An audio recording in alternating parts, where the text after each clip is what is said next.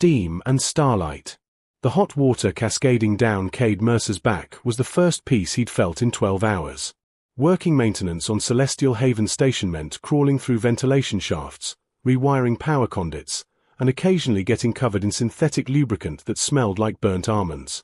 He tilted his head back, letting the steam fill his small bathroom, eyes closed in blissful exhaustion. The sharp chime of the apartment door barely registered through the sound of water and his own humming. His sister Nessa had a key, probably forgot something before her trip to the outer stations. He continued scrubbing the day's grime from his hair, too tired to care. Nessa. Ambassador Tao's office sent urgent summons. A melodic voice cut through the steam, followed by the unmistakable sound of the bathroom door sliding open. Cade's eyes flew open just as 3 figures appeared through the fog. He yelped, grabbing frantically for the shower curtain, nearly slipping on the wet tiles. "By the 7 moons," one of them gasped. "This is not the translator," another added, her voice rising in pitch. Through the steam, Cade glimpsed silver-traced skin that seemed to shimmer with inner light, crystalline patterns catching the bathroom's soft glow, and gentle violet features framed by concern. 3 pairs of eyes stared at him in complete horror, the same horror he felt standing there dripping and entirely exposed. "I'm so sorry." The tallest one spun around, her hand flying to cover her face. "We thought," the door answered, "your identification system." "Bathroom. This is the bathroom." Cade managed, his voice cracking slightly as he wrapped the curtain around himself like the world's most inadequate toga. Water continued to spray behind him, adding to the surreal chaos. "We are deeply apologetic." The one with violet features spoke softly, also turning away. "We sought Nessa Mercer, the diplomatic translator. The matter is quite urgent." "She's not here," Cade said, trying to regain some dignity while water dripped into his eyes. "She's on Station Meridian for the next 2 days. I'm her brother, Cade." A moment of horrified silence filled the steamy bathroom. The third figure, whose silver markings seemed to pulse with embarrassment, spoke gently. "We have made a terrible cultural error. Please, we will wait in the main chamber and allow you privacy. Our sincere apologies for this intrusion." As they retreated hastily, stumbling over each other in their rush to exit, Cade heard muffled conversation in the hallway mixing with what sounded distinctly like mortified laughter. He stood there, dripping and stunned, wondering what diplomatic crisis could possibly be urgent enough to result in 3 alien delegates accidentally crashing his shower. His evening had just gotten significantly more complicated.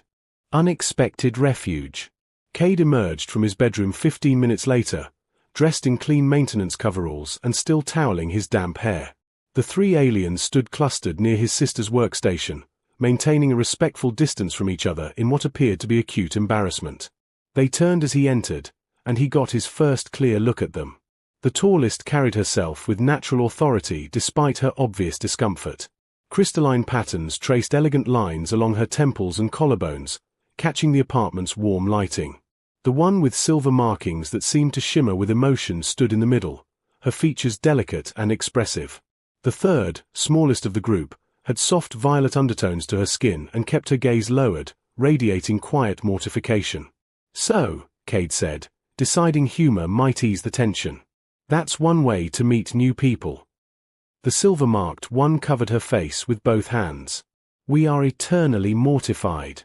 I am Rissa, of the Lumerian Diplomatic Corps. This incident violates approximately 43 protocols of proper introduction." "Tyva," the tall one added, her crystalline patterns flickering with what might have been a blush. "Skyborne Navigation Specialist. Your door system responded to our diplomatic credentials. We assumed that my sister had programmed us clearance," the violet one finished softly. "I am Ivena, cultural scholar from the Whisperkin enclaves. The fault was our presumption." Cade waved away their apologies, tossing the towel onto a chair. "Nessa gives her colleagues access all the time. You couldn't have known I was here." He moved to the kitchen unit, activating the beverage synthesizer. "You mentioned something urgent." The 3 exchanged glances, and Tyva spoke first. "The Trilateral Summit collapsed 6 hours ago. A critical mistranslation during the territorial negotiations caused 3 ambassadors to believe they were being threatened with military action. What was meant as protective boundary was interpreted as aggressive encirclement. The talks disintegrated into accusations. "We came seeking Nessa's expertise to reconstruct the linguistic context," Rissa added, her silver markings dimming with worry. "Without proper translation, 3 species may withdraw from the peace accords entirely." Cade handed them each a cup of synthesized tea, selecting varieties his sister had mentioned matched their cultural preferences.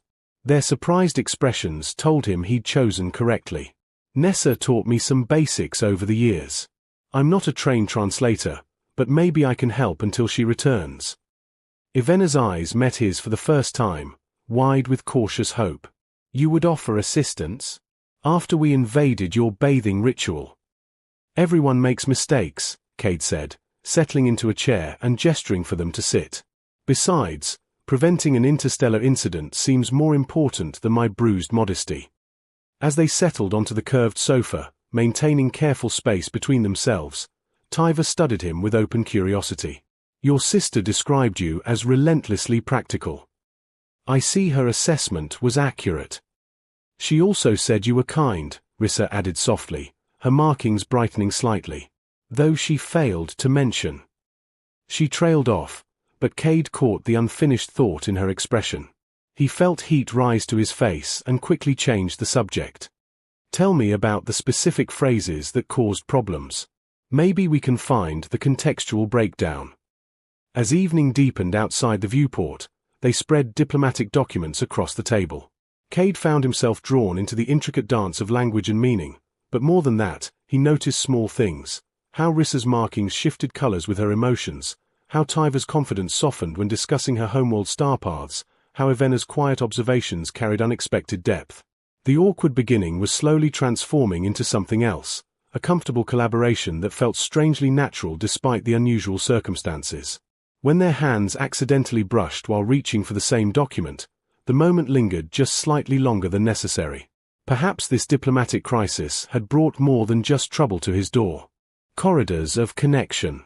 Morning arrived with artificial sunlight gradually brightening through the station's viewport system.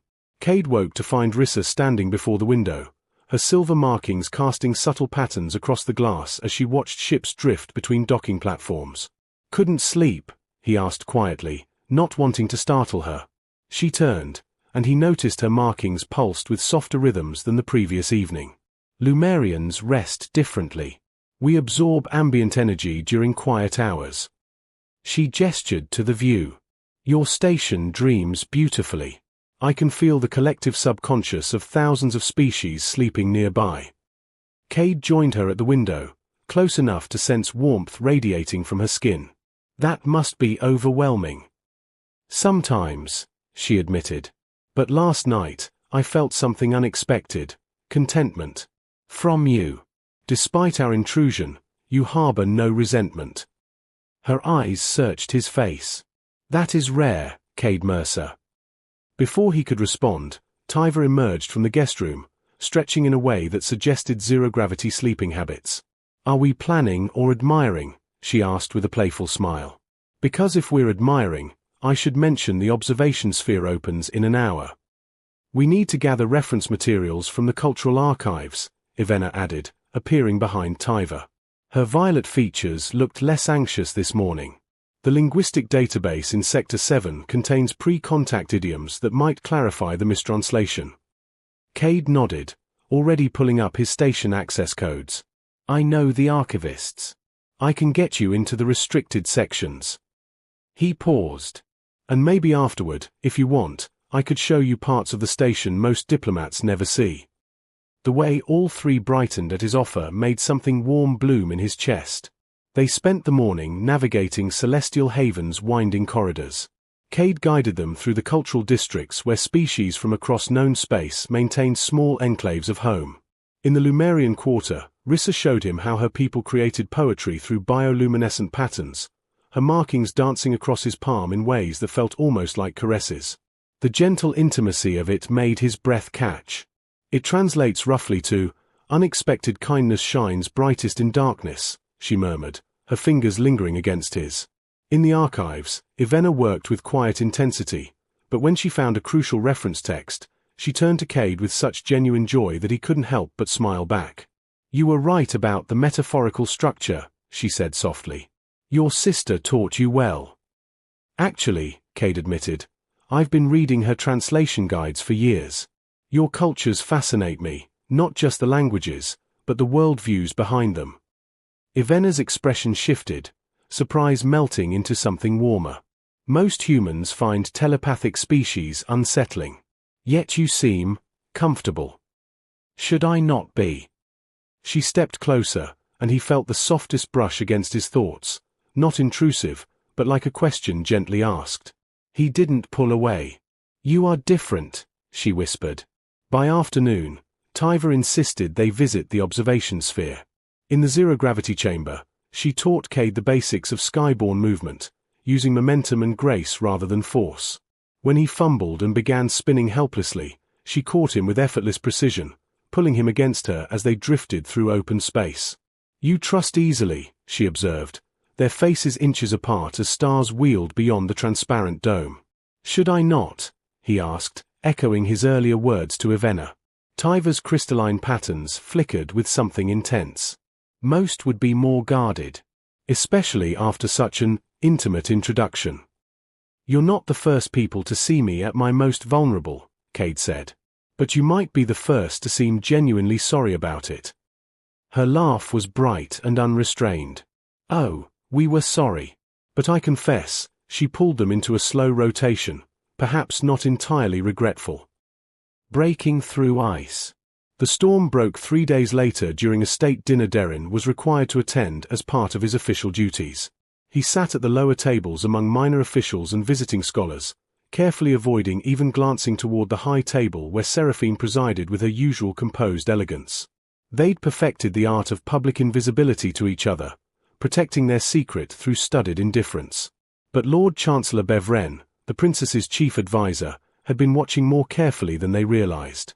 "Princess Seraphine," Bevren announced during a lull in conversation, his voice carrying across the great hall. "I've noticed the Southern Cartographer has been granted unusual access to the private sections of the palace. The North Tower Archive, specifically. Might I inquire about the nature of his extended research?" The room quieted. Derin felt his blood turn cold as every eye shifted between him and the princess. Seraphine's expression remained perfectly neutral, but he could see the slight tension in her shoulders. "Master Ashford has been cataloguing historical boundary maps that require cross-reference with astronomical charts," she replied smoothly. "The North Tower houses both collections. I saw no reason to restrict his access to materials relevant to his commission." "Of course, Your Highness." Bevren smiled, but it didn't reach his eyes. Though some might wonder why such research requires consultation after midnight. The tower guards have noted his unusual hours. The implication hung in the air like poisoned smoke. Murmurs rippled through the assembled nobles. Derin watched Seraphine's mask threaten to crack, saw the flash of fear quickly suppressed. In that moment, he realized the depth of danger they'd stumbled into, not just social scandal, but potential treason. A commoner secretly meeting with the crown princess could be construed as conspiracy, seduction, even assassination plotting. "Lord Chancellor," Derin stood, his voice steady despite his hammering heart. "If my working hours have caused concern, I apologize. In the South, we keep different schedules. I meant no impropriety and have maintained complete propriety in all my duties. If my presence in the palace has become inconvenient, I'm prepared to conclude my work and depart." It was a calculated risk, offering to leave before accusations could solidify. But before Bevren could respond, Seraphine rose from her seat, and the entire hall fell silent. When the crown princess stood during dinner, everyone paid attention. "That won't be necessary," she said, her voice carrying royal authority. "Master Ashford's work is valuable and will continue. As for propriety, I trust my own judgment on such matters. Are we understood, Lord Chancellor?" It was a direct challenge to Bevren's authority, and everyone present recognized it. The Chancellor's jaw tightened, but he bowed stiffly. "Of course, Your Highness. I merely sought to protect your reputation." My reputation requires no protection from a scholar doing his work. Seraphine's gaze swept the room, cold and commanding. Now, unless there are other matters of actual importance to discuss, I suggest we return to our meal. Conversation resumed, but the damage was done. Derin caught suspicious glances throughout the remainder of dinner. As the gathering finally dispersed, a servant pressed a note into his hand with practiced subtlety. The message was brief. My chambers. 1 hour. We need to talk. When Derin arrived, he found Seraphine pacing her private sitting room, still in her formal gown but with her composure visibly fraying. The moment the door closed, she crossed to him, taking his hands in hers with desperate intensity. They're watching us now, she said without preamble. Bevren suspects something, and he won't stop until he finds proof or drives you away. Either option serves his purpose, keeping me isolated, keeping me under the court's control. Then I should leave, Derin said, though the words tasted like ash. Tonight, before this gets worse. Before you're hurt by association with me. No. Her grip tightened. Derin, the curse is almost broken. I can feel it, like ice cracking before spring thaw. We're so close. If you leave now, if we stop, I don't know if I'll get another chance. The sorceress who cursed me is still alive, still connected to Bevren through the Duke's network. If they realize I'm healing, they might strengthen the curse or worse. What could be worse? Her eyes met his, filled with new fear she could finally fully experience. They could hurt you to isolate me again. Bevren has done it before, removed anyone who got too close, who made me feel even the slightest warmth. A kind tutor dismissed for incompetence. A childhood friend married off to a distant province. He's kept me frozen not just by curse but by loneliness. Her voice dropped to a whisper. I can't lose you. Not now. Not when I've finally found something real. Derin cupped her face in his hands, his thumbs brushing away tears she could now fully shed. Then what do? We finish this, Seraphine said with sudden determination. The curse breaks through genuine connection, through choosing love over fear, vulnerability over protection. Every moment we're together, every risk we take, weakens it further. She pulled him toward the windows where moonlight streamed across thick carpets. So let's not hide anymore. Let's not pretend. Let's break this curse completely, tonight, and deal with the consequences together. There was something fierce and beautiful in her expression, the woman she'd been before the curse fully emerging. Derin felt his own resolve crystallizing. They'd come too far, risked too much, felt too deeply to turn back now. Tell me what you need, he said. You, she answered simply. All of you. No more stolen moments or careful touches. I need to feel everything, completely, without reservation. She kissed him then, not gently but with 7 years of frozen hunger finally thawing. Derin responded in kind, his arms circling her waist as they stumbled backward toward the cushioned bench beneath the windows. They fell together in a tangle of formal clothes and desperate hands, mouths meeting again and again as years of loneliness dissolved between them. Seraphine's fingers worked at the buttons of his coat while his hands found the laces of her gown, both of them breathing hard, trembling with need and newness. When skin finally met skin, his palm against her bare shoulder, her fingers trailing down his chest, she gasped as though struck by lightning. I feel it, she breathed against his neck. The curse, it's shattering. I can feel it breaking apart. And she could. Warmth flooded through her in waves, each touch driving back more darkness, each kiss melting more ice. They learned each other slowly despite their urgency, discovering responses and pleasures with wonder. When Derin's mouth traced the line of her throat, she arched against him with a moan that was pure sensation. When her hands explored the muscles of his back, he shuddered and pulled her impossibly closer. They made love like two people finding their way home after being lost in winter, tentatively at first, then with growing confidence and heat. Seraphine wept and laughed and gasped, overwhelmed by the sheer intensity of feeling everything after so long feeling nothing. Derin held her through it all, anchor and partner, discovering that his own heart had been waiting for exactly this woman, this moment, this impossible connection. Afterward, they lay tangled together on the bench cushions, her head on his chest, his fingers trailing patterns on her bare shoulder. Through the windows, stars wheeled overhead in their ancient dance, and Seraphine felt truly alive for the first time since her 17th birthday. "It's gone," she whispered in wonder, pressing her hand over her heart. "The curse is completely broken. I can feel everything: joy, fear, love, hope. All of it." Derin kissed her forehead, tightening his embrace. "So what happens now?" Before she could answer, the sharp sound of shattering glass echoed from somewhere in the palace, followed by screams. They sat up quickly, reaching for discarded clothes as alarm bells began to ring. The sorceress had felt her curse break, and she was coming to reclaim what had been taken from her. Love's true warmth. They barely had time to dress before Seraphine's door burst open. Her personal guard stood there, face pale with urgency. "Your Highness, we're under attack." A woman appeared in the throne room through dark magic. "She's demanding to see you." Seraphine and Derin exchanged glances, both understanding immediately. "Morvessa," Seraphine said, the name bitter on her tongue. "The sorceress who cursed me. She's come to finish what she started." They rushed through corridors filled with panicking servants and scrambling guards.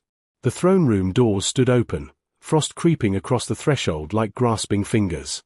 Inside, a woman in midnight robes stood before the dais, her beauty terrible and cold, her hands crackling with dark energy. Lord Chancellor Bevren cowered near the walls with other court officials, and the handful of guards present had been frozen in place like statues. "Seraphine Wintermere," Morvessa's voice echoed unnaturally. "I felt my beautiful curse shatter. 7 years of perfect work, undone in a night. Did you really think I wouldn't notice? Wouldn't come to correct this mistake?" "Your curse was broken through love," Seraphine called out, stepping into the throne room with Derin at her side despite his protests. "Through genuine connection. That's not a mistake, that's your magic being defeated by something stronger." Morvessa's laugh was sharp as breaking ice. "Love? You think love conquered my curse?" She gestured, and magical bindings wrapped around Derin, jerking him away from Seraphine and lifting him off the ground. He struggled against invisible chains as Morvessa approached him with predatory interest. "This common boy is your great love? Let's test that theory, shall we?" Dark energy gathered around her hands, pointed at Derin's chest. Seraphine felt terror spike through her, real, visceral fear for someone she loved. But beneath the fear, something else crystallized. 7 years of frozen isolation had taught her strength. 7 years of surviving despite numbness had forged her into something more resilient than Morvessa could have imagined.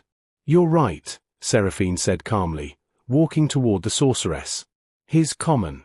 A cartographer from the southern valleys with no titles, no wealth, no political connections. By every court standard, he's unsuitable for me." She kept moving forward, drawing Morvessa's attention away from Derin. "But he saw me when I couldn't see myself. He held my hand when I couldn't feel. He taught me that being vulnerable isn't weakness, it's the bravest thing we can do." "How touching," Morvessa sneered, but Seraphine saw uncertainty flicker across her face. "Your curse was meant to isolate me, to make me impossible to love. But it failed. Not because of magic or destiny or fate, but because I chose to trust someone despite my fear. Because Derin chose to stay despite the danger." Seraphine stopped directly before the sorceress, her voice ringing with newfound conviction. "You wanted to freeze my heart, but you only taught me how much warmth matters. And now I choose that warmth over everything else." She reached out and took Morvessa's hand. The sorceress shrieked as warmth flooded through the contact, not painful but overwhelming, the opposite of her cold magic. Seraphine had spent 7 years as a vessel for freezing darkness. Now she'd become a conduit for its opposite. Every genuine emotion she'd rediscovered, every moment of connection with Derin, every act of vulnerability had filled her with a warmth that rejected Morvessa's power at its source. "Your curse made me stronger," Seraphine said as light began emanating from their joined hands. "It taught me what truly matters. And now your own magic is feeding mine." The dark bindings around Derin dissolved. The frozen guards thawed and stumbled. The frost creeping across the floor retreated like fog before sunrise. Morvessa tried to pull away, But Seraphine held firm, channeling everything she'd learned about warmth, connection, and the courage it takes to love openly. With a final cry, Morvessa wrenched free and vanished in a column of dark smoke, fleeing rather than face the power of what she'd unwittingly created. The throne room fell silent except for heavy breathing and the drip of melting ice. Derin ran to Seraphine, catching her as her knees buckled from exhaustion. She clung to him, trembling but triumphant. Around them, the court stared in shock.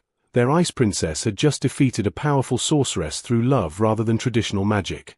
Lord Chancellor Bevren recovered first, his political instincts sharp despite his fear.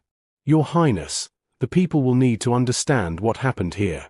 The scandal of your association with this commoner." "There is no scandal," Seraphine interrupted, straightening in Derin's arms but not pulling away. "Master Ashford helped me break a curse that your own Duke Malthrin commissioned. He risked his life to help me heal.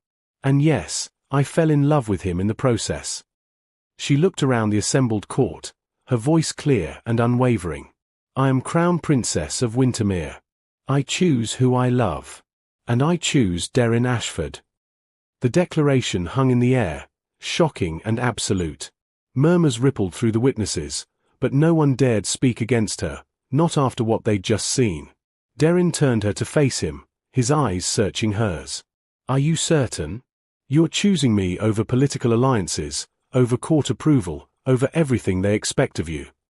"I'm choosing warmth over ice," Seraphine said softly, cupping his face. "I'm choosing love over fear. I'm choosing life over merely surviving. Yes, I'm certain. Are you?" In answer, he kissed her before the entire court, tender and sure, a promise and a proclamation. When they broke apart, Seraphine smiled, a real smile full of joy and hope, and the court saw their ice princess truly thaw for the first time. The aftermath took weeks to settle.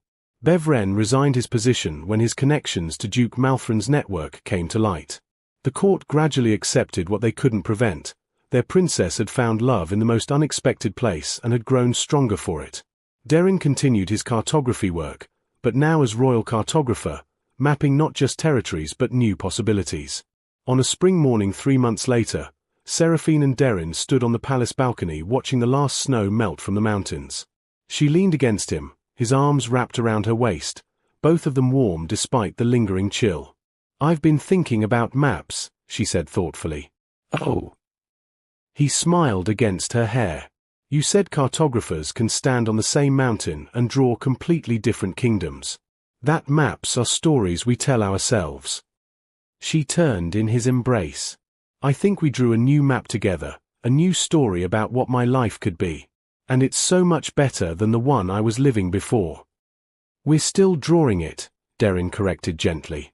"Every day we're adding new details, new territories. Who knows what we'll discover?" Seraphine kissed him softly, tasting possibility and promise. "Then let's keep exploring together. No more frozen hearts, no more isolation. Just us, and whatever warmth we can create."